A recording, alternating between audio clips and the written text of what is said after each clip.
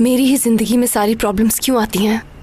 तुम अकेली नहीं हो इस दुनिया में, हर किसी के साथ प्रॉब्लम्स होती हैं हयात। लेकिन तुम इन सब चीजों में पॉजिटिव पहलू भी तो देखो। क्या पॉजिटिव है? सोचो अगर सोना तुम्हारी मदद करने के लिए मना कर देती। कुछ दिनों की बात होती तो मैनेज कर लेते। हयात, कहीं ना कहीं तुम्हारी भी तो मिस्टेक हो सकती है ना। हयात अपनी गलतियों से नहीं सीखती।